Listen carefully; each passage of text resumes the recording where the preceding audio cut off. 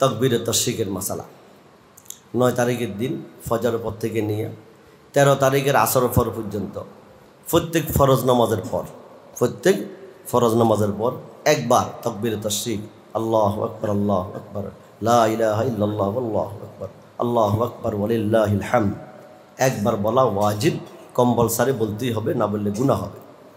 পুরুষ মহিলা সবাই বলতে হবে।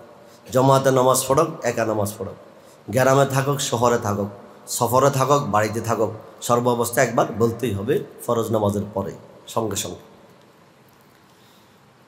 বোঝা গেল সুন্নত নামাজ, নফল নামাজ এগুলোর পরে বলা লাগবে না।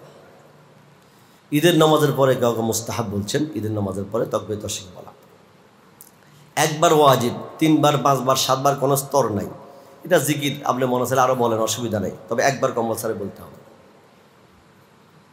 যদি ভুলে যায়, সাধারণত অনেকে ভুলে যায়, এটার মধ্যে ভুল বেশি হয়। জমাতে নামাজ পড়লে তো সাধারণত একজনে ভুললেও আরেকজনের স্মরণে আসে, আওয়াজ কানে আসলে আবার বলি ফেলায়, কিন্তু যারা একা একই নামাজ পড়ে বেশিরভাগ ভুলে যায়।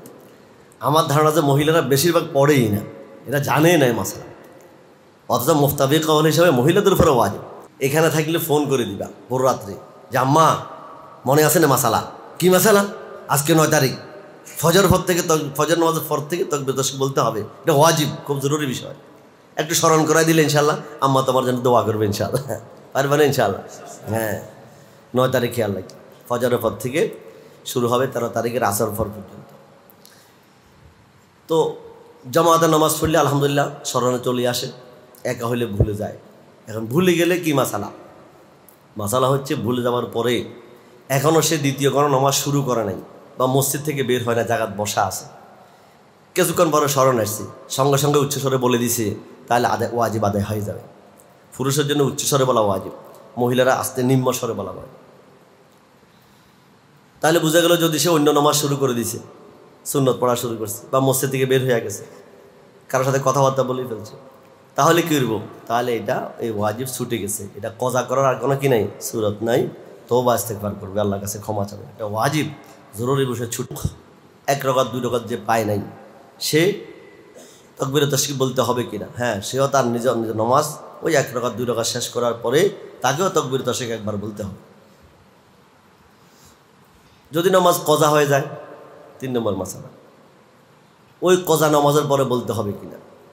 মাসালা হচ্ছে ওই দিনগুলার নামাজ 9 তারিখ ফজর থেকে নিয়ে 13 তারিখ আসর পর্যন্ত, এই দিনের কোনো নামাজ যদি কারো কজা হয়, আর ওই কজা নামাজকে সে ওই দিনগুলোর ভিতরে যদি আদায় করে, ওই কজা নামাজের পরেও তাকে তাকবীরে তাশরিক বলতে হবে। বোঝা গেল যদি ওই দিনের ভিতরে আদায় না করে পরে আদায় করে, তখন আর লাগবে না। বা অন্য দিনের নামাজ যদি কজা থাকে, এগুলো এই দিনের ভিতরে আদায় করে, সেখানেও লাগবে না। এই দিনের কজা নামাজ এই দিনগুলোর ভিতরে আদায় করলে সেখানে লাগবে।